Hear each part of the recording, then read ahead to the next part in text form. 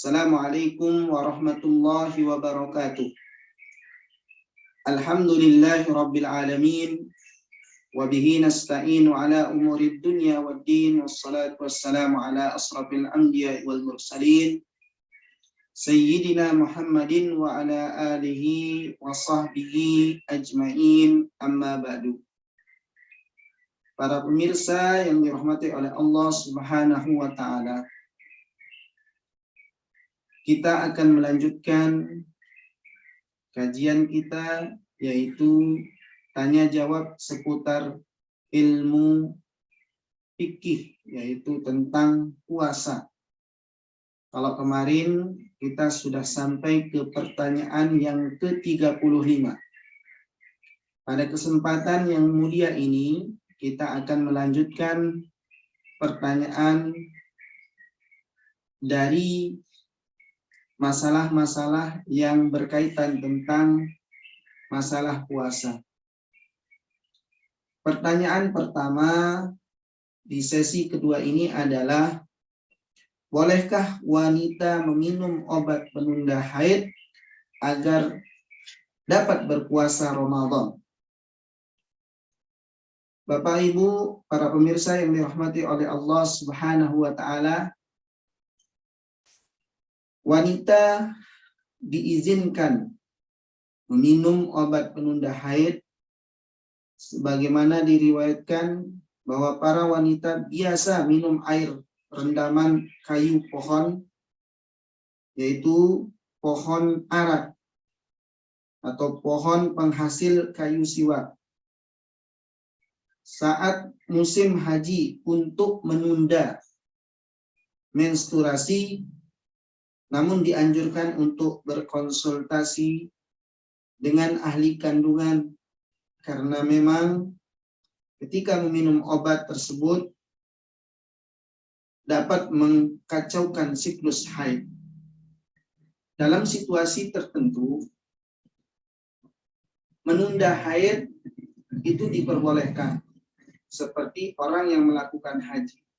Lalu bagaimana dengan dalam keadaan normal? Maka tidak diperbolehkan. Jika kita merujuk pada jawaban yang pertama tersebut adalah, kita dianjurkan untuk bertanya terlebih dulu kepada pakar-pakar yang konsen di bidang hal tersebut, supaya nanti haidnya tidak terganggu. Itu pertanyaan yang pertama. Kemudian pertanyaan selanjutnya, yaitu yang kedua, bagaimana jika seorang perempuan tidak mampu mengqadha puasanya hingga Ramadan tahun berikutnya? Nah, ini adalah kelalaian-kelalaian yang biasanya dilakukan oleh kaum wanita. Bahkan kaum pria pula ada yang kadang-kadang melakukan ini. Namun bagi perempuan, para ulama berpendapat bahwa jika hal itu terjadi bukan karena adanya suatu halangan wanita, artinya wanita tersebut harus mengqadha puasanya sekaligus membayar fidyah. Artinya membayar fidyah adalah memberikan makan orang miskin 2 kali dengan menu yang biasa sesuai dengan jumlah hari yang ditinggalkan. Inilah keindahan Islam, inilah ajaran Islam. Kemudian di sisi lain, para mazhab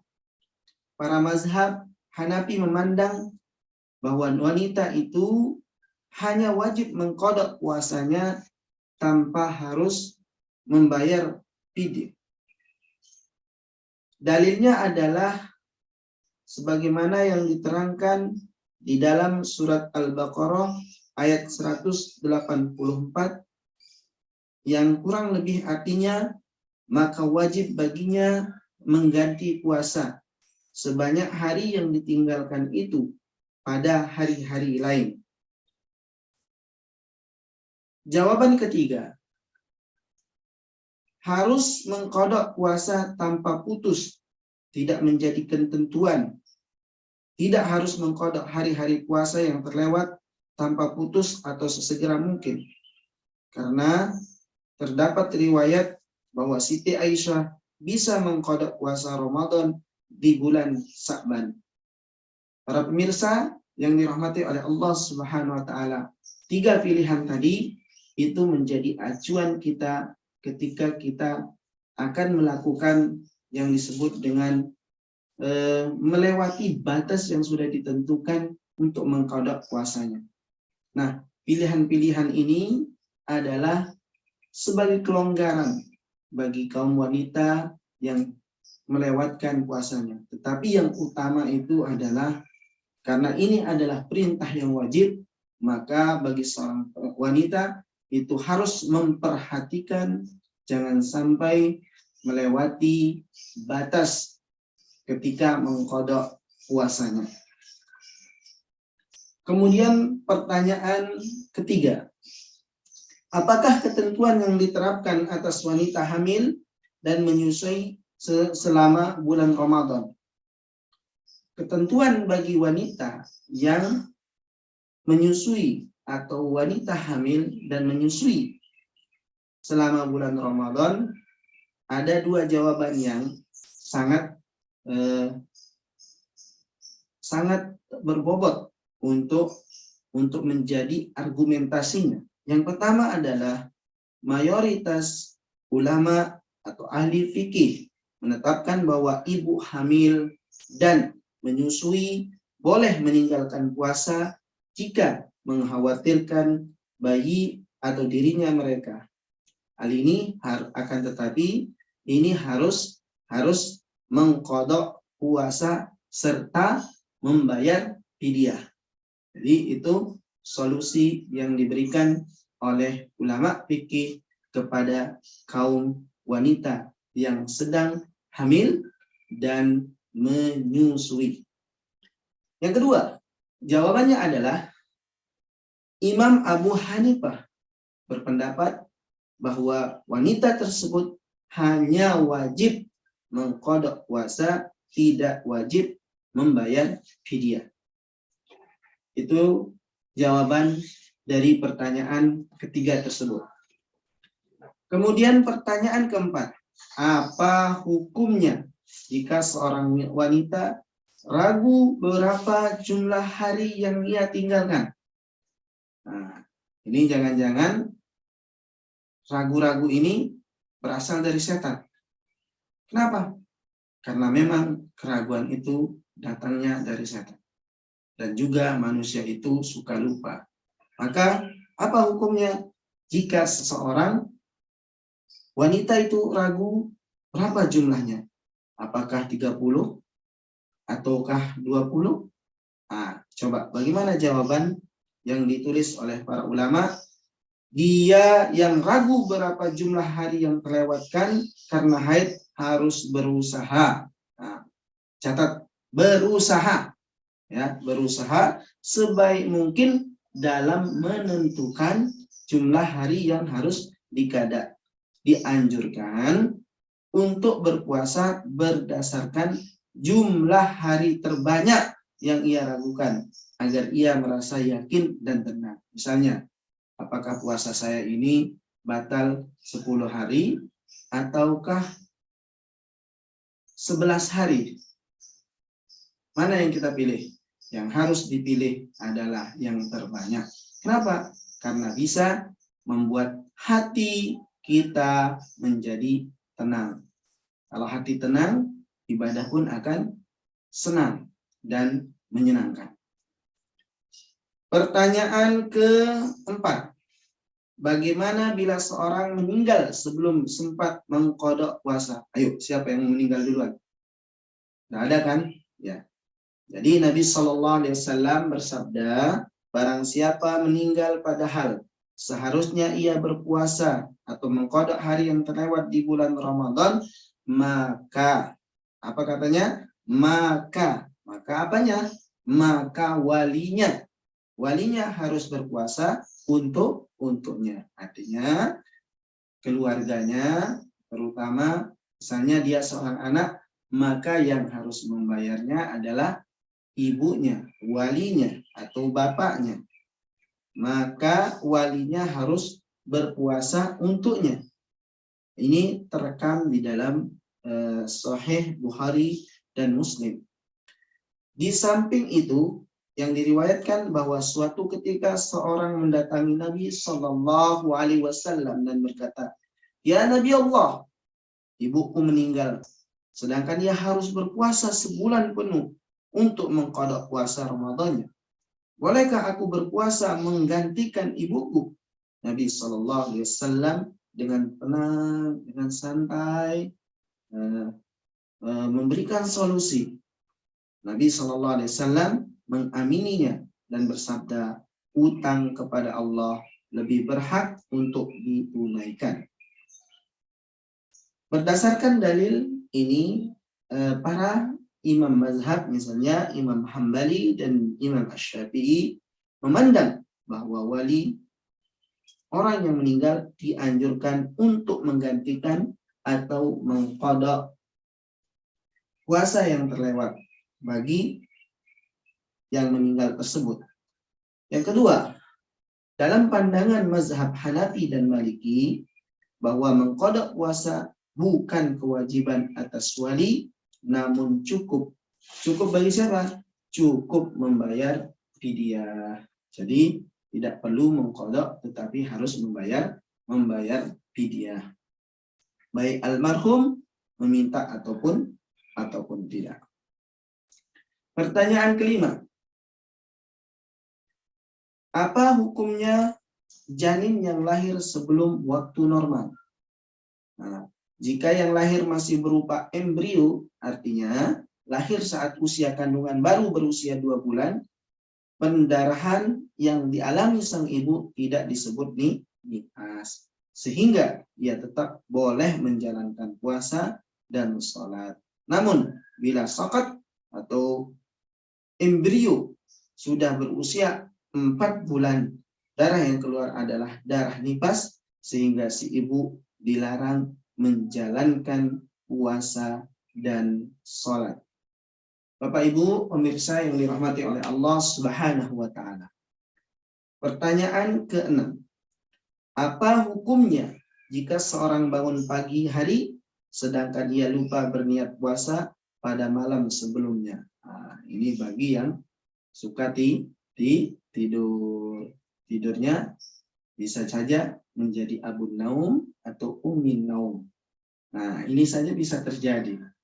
Maka bagaimana caranya? Apa jawabannya?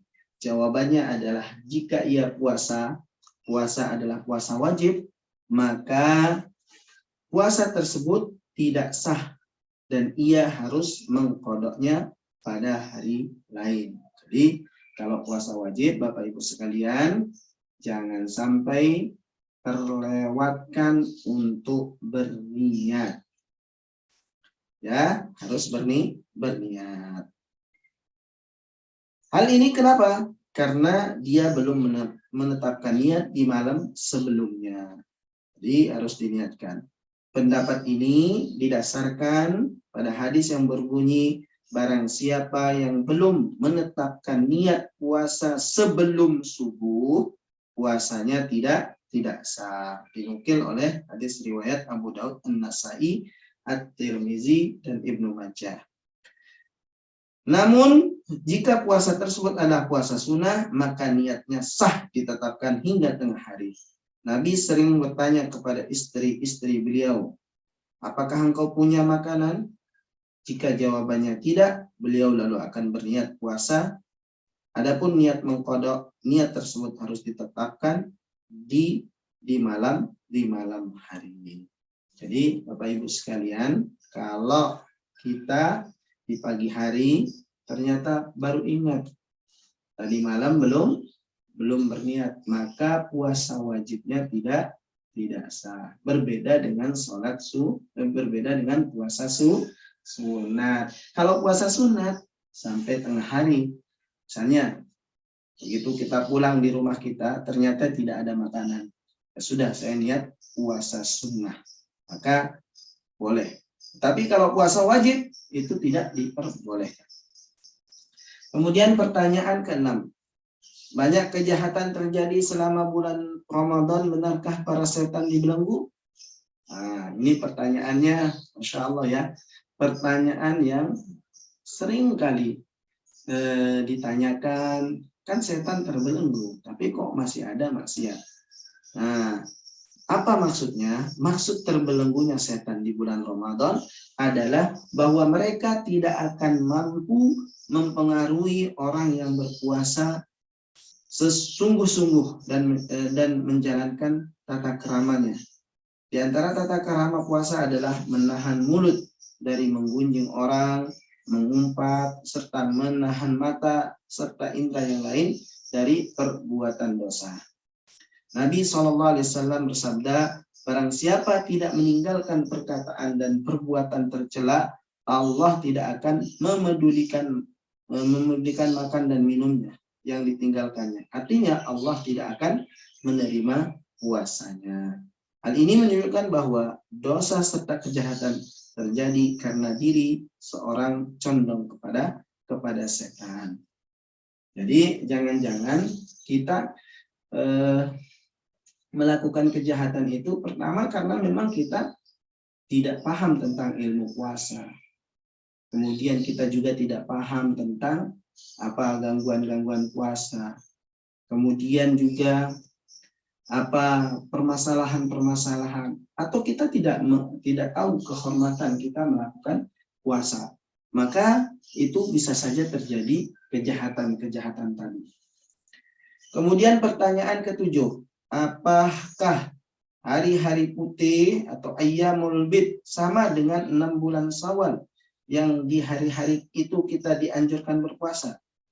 Yang namanya hari putih atau ayyamul bid yaitu tanggal 13, 14, 15 setiap bulan Komariah, bukan bulan Syamsiah, bulan Komariah. Ini itu namanya ayyamul bid, 13, 14, 15. Ada enggak 16? Tidak ada. Jangan nama-nama deh. Ayyamul bid itu hanya 3 hari di pertengahan bulan. Bulan apa? Bulan Komariah. Pernah dalam satu riwayat Ibnu Abbas tidak pernah meninggalkan berpuasa di hari-hari putih. Jadi Ibnu Abbas ini rajin sekali, baik saat di rumah maupun dalam perjalanan. Jadi kebiasaan Ibnu Abbas itu adalah tidak pernah meninggalkan puasa ayyamul bid tersebut. Di sisi lain, hari-hari putih yaitu harus dianjurkan kita untuk berpuasa, dianjurkan karena ini adalah sunnah. Karena sunnahnya sudah jelas. Maka Bapak Ibu sekalian yang ingin berpuasa ayyamul bid silakan. Yang tidak, jangan menghina orang yang berpuasa. Kemudian 6 hari di bulan Syawal tidak pernah diistilahkan dengan hari-hari putih. Puasa Syawal itu berbeda dengan ayyamul bid. Karena itu adalah namanya saja sudah berbeda. Kalau ayyamul bid tiap bulan, pertengahan bulan, tapi kalau Syawal dilakukan pada bulan Syawal. Maka Nabi SAW pernah mengungkapkan, barang siapa menunaikan puasa bulan Ramadan, lalu melanjutkan dengan 6 hari puasa di bulan Syawal, ia akan mendapatkan pahala serta puasa setahun penuh. Berpuasa sebulan penuh selama Ramadan, berpahala setara dengan puasa 10 bulan. Karena pahala tiap perbuatan baik di bulan itu dikalikan 10. Dengan demikian, berpuasa 6 hari di bulan Syawal setara dengan berpuasa 60 hari atau 2 bulan. Maka dari itu dikatakan bahwa berpuasa selama bulan Ramadan ditambah 6 hari bulan Syawal sama dengan berpuasa setahun penuh. Masya Allah. Bapak Ibu sekalian, sesungguhnya kita ini tidak sedang menghitung-hitung, tetapi ini adalah kelebihan bagi orang yang berpuasa. Apalagi dia setelah berpuasa Ramadan, kemudian diikuti dengan 6 hari di bulan Syawal, itu artinya adalah bahwa kita diperintahkan, dituntut, dianjurkan untuk apa? Untuk berpuasa sunnah tersebut. Kenapa? Karena nilainya itu yang sangat besar. Apalagi kalau hitungan kita adalah materinya atau jumlahnya. Maka orang yang berpuasa di bulan Ramadan itu pahalanya seperti kita berpuasa selama 10 bulan. Kemudian dilanjutkan dengan 6 hari. 6 hari Bapak Ibu. 6 hari kita berpuasa di bulan Syawal itu seakan-akan kita berpuasa 2 bulan. Maka kalau dikalikan, kalau dijumlahkan, itu akan menjadi 12 bulan. Bayangkan Bapak Ibu, diskon mana yang paling besar selain dari puasa Ramadan plus dengan puasa Syawal. Kemudian pertanyaan ke-8. Apakah boleh berpuasa 6 hari di bulan Syawal dengan niat ganda? Berpuasa sunnah sekaligus mengkodok puasa Ramadan. Nah, ini seringkali ditanyakan. Apa kata ulama fikih dalam hal ini? Para imam, para ulama berbeda pendapat mengenai pertanyaan tadi.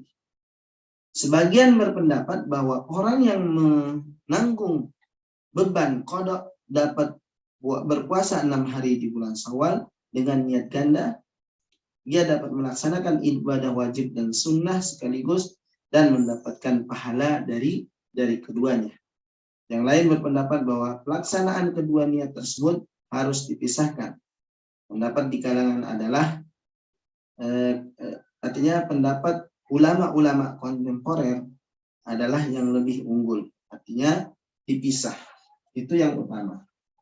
Misalnya, yang pertama tadi disebutkan bahwa orang yang berpuasa sekaligus puasa sunnah itu dapat 2 pahala. Tetapi kalau yang lebih bagus itu menurut ulama belakangan adalah dia harus berpuasa qada dulu, baru dia berpuasa Syawal. Masya Allah. Berarti pertanyaan ini adalah orang-orang yang soleh yang bertanya, yang ingin memperbanyak daripada ibadah-ibadahnya. Kemudian bagi wanita yang jika berpuasa terus-menerus akan membuat suaminya tidak suka, ia harus menetapkan niat akan mengqada puasa Ramadannya setelah melaksanakan puasa Syawal.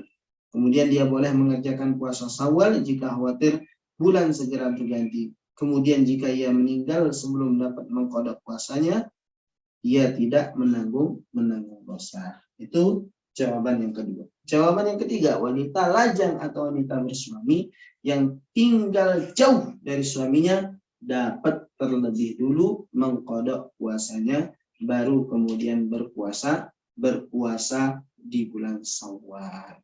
Jadi pilihan tadi adalah jalan keluar bagi kita yang mau berpuasa Syawal. Kemudian pertanyaan ke-9, mengapa Muharram disebut sebagai bulan Allah? Apa keutamaan puasa di bulan tersebut? Masya Allah, pertanyaannya sangat dahsyat. Maka pertanyaan ini kita akan jawab dengan salah satu sabda Nabi SAW, puasa paling utama setelah puasa Ramadan adalah puasa di bulan Allah, yaitu Muharram. Dan sholat yang paling utama setelah sholat wajib adalah sholat malam. Itu yang paling bagus, paling unggul. Muharram adalah satu-satunya, ya, ingat, satu-satunya nama bulan Qamariyah yang ditetapkan setelah datangnya Islam. Nama sebelumnya adalah Safar Awal.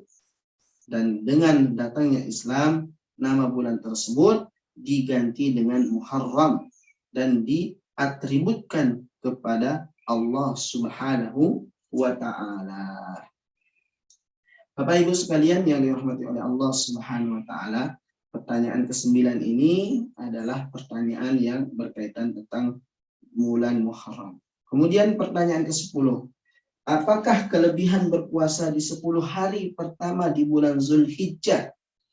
Nabi SAW bersabda, tidak ada perbuatan baik yang lebih utama daripada yang dilakukan di hari-hari itu.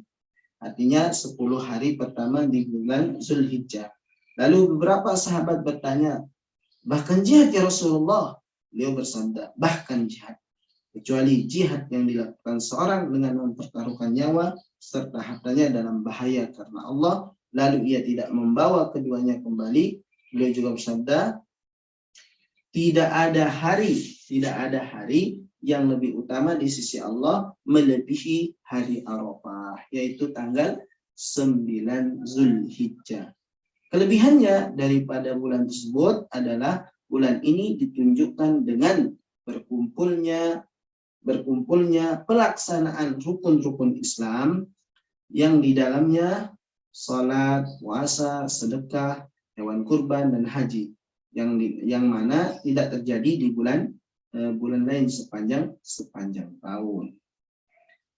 Kemudian apa yang ke-11? Apa hukum berpuasa di hari Arafah? Hukum berpuasa di hari Arafah adalah sunnah. Sunnah berpuasa di hari Arafah. Suatu ketika Nabi SAW ditanya mengenai puasa hari Arafah.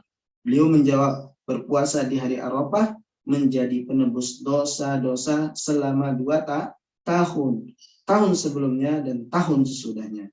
Namun keutamaan ini hanya untuk mereka yang tidak sedang menunaikan haji. Jadi kalau haji tidak perlu. Maka puasa di hari Arafah itu adalah sunnah. Kemudian pertanyaan ke-12, apa keutamaan berpuasa pada hari Senin dan Kamis? Nabi SAW bersabda, amal manusia diserahkan kepada Allah setiap hari Senin dan Kamis. Allah lalu mengampuni setiap muslim. Nabi juga ditanya perihal puasa Senin, itu adalah hari aku dilahirkan, hari aku diutus, atau hari wahyu diturunkan kepadaku. Para pemirsa yang dirahmati oleh Allah Subhanahu wa Ta'ala, Masya Allah, pertanyaan sudah 11, waktu semakin berjalan cepat.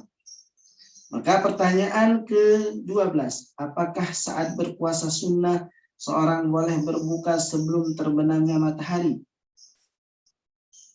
Maka apakah saat berpuasa sunnah boleh berbuka sebelum terbenamnya matahari? Tentu membatalkan puasa sunnah dengan sengaja tidaklah haram atau makruh. Namun sebagian besar pendapat hendaknya puasa tersebut diganti dengan hari lain. Diriwayatkan bahwa Nabi membawakan minum untuk Ummi Hani dan di Fatu Makkah. Dia meminumnya lalu berkata, wahai Nabi Allah, aku baru saja membatalkan puasaku. Aku tadinya berpuasa. Nabi SAW bertanya kepadanya, apakah engkau mengganti suatu puasa wajib? Ummu Hani menjawab tidak. Beliau bersabda, engkau tidaklah berdosa jika itu puasa sunnah. Dalam riwayat yang lain, beliau bersabda, orang yang berpuasa sunnah bertanggung jawab atas dirinya sendiri. Jika ia ingin dia dapat berpuasa dan jika ingin dia boleh membatalkannya. Jadi kalau yang puasa sunnah itu kalau kita batalkan tidak menjadi masalah. Tapi yang bermasalah itu adalah ketika puasa Ramadan. Lagi santai, ternyata dia ingat ada cendol di rumahnya. Langsung dia ambil, dia makan dengan sengaja, maka batal puasanya. Dan dia wajib mengkadanya. Tapi ini kalau lupa sih nggak masalah. Kalau sunnah, ya sudah. Begitu dia berbuka puasa, ketika dia puasa sunnah, nah itu tidak menjadi masalah, tidak berdosa. Kalau yang wajib tetap berdosa. Diriwayatkan bahwa Nabi SAW mempersaudarakan Salman Al-Farisi dengan Abu Darda. Suatu hari Salman berkunjung ke rumah Abu Darda yang sedang berpuasa dan telah menyiapkan makanan untuk Salman. Salman mengajak Abu Darda makan bersama, namun Abu Darda berkata, "Aku sedang berpuasa." Salman berkata lagi, "Aku tidak akan makan kecuali engkau makan." Maka Abu Darda pun makan bersama dengan Salman. Salman berkata kepada Abu Darda setelah menunaikan sholat malam, "Tuhanmu memiliki hak atasmu, jiwamu memiliki hak atasmu, dan keluargamu memiliki hak atasmu. Maka tunaikanlah masing-masing haknya." Ketika hal itu diceritakan kepada Nabi, beliau bersabda, "Salman telah berkata benar." Jadi jangan sok soleh deh, jangan sok soleh. Jadi kalau kita sedang puasa, kalau itu adalah puasa sunnah dan memungkinkan kita bisa makan, apalagi menyembuhkan orang, ya jangan puasa dulu, nanti puasanya. Jadi dahulukan dulu, apalagi sudah mengundang temannya, terus dia puasa, nanti nggak enak makan. Nah, ini bagi orang harus memiliki kesadaran ini untuk sebagai bahan bahwa ketika ada teman kita yang datang yang itu adalah udah kita undang, ya jangan puasa dulu lah, jangan kesolehan dulu lah, jangan kesolehan. Jadi ya begitu ya Bapak Ibu sekalian. Nah, bahkan Abu Sa'id Al-Hudri pernah bercerita, "Aku menyiapkan makanan untuk Nabi. Beliau datang ke rumahku bersama beberapa sahabat. Saat makan diusulkan seorang berkata, 'Aku sedang berpuasa.' Nabi bersabda, 'Saudaramu telah mengundang dan menjamumu.' Kemudian beliau memerintahkan orang itu makan dengan sabdanya, 'Batalkan puasamu dan berpuasalah di hari lain sebagai gantinya.'" Sebagai hari gantinya. Di sini bukan puasa wajib, tetapi puasa sunnah. Maka Nabi memerintahkan kepada sahabat tersebut untuk membatalkannya. Apa? Untuk menghormati tuan rumah. Untuk menghormati tuan rumah, walaupun dalam keadaan kita berpuasa. Kecuali kalau puasanya itu adalah puasa wajib. Kemudian pertanyaan ke-13, apa yang dimaksud dengan iktikaf dan apa hukumnya melaksanakan? Di pembahasan kultum sebelumnya kita membahas tentang iktikaf, nanti bisa dicek. Tapi sepintas kita jawab, iktikaf adalah berdiam diri di masjid untuk beribadah kepada Allah. Hukumnya sunnah, namun dapat berubah menjadi wajib jika dia itu niatkan iktikafnya adalah nazar. Beriktikaf di bulan Ramadan lebih utama, terlebih pada 10 malam terakhir. Pada 10 malam terakhir ini, kalau memungkinkan kita untuk bisa beriktikaflah. Tapi kalau tidak mungkin, harus mencari rezeki, cari rezeki yang itu yang lebih utama.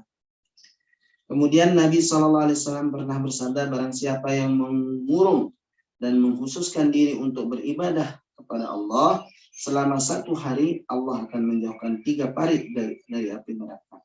Beliau bersabda, barang siapa mengurung dan mengkhususkan diri untuk beribadah kepada Allah selama 10 hari di bulan Ramadan, ia akan dianugerahkan pahala setara 2 kali haji dan 2 kali umroh. Masya Allah.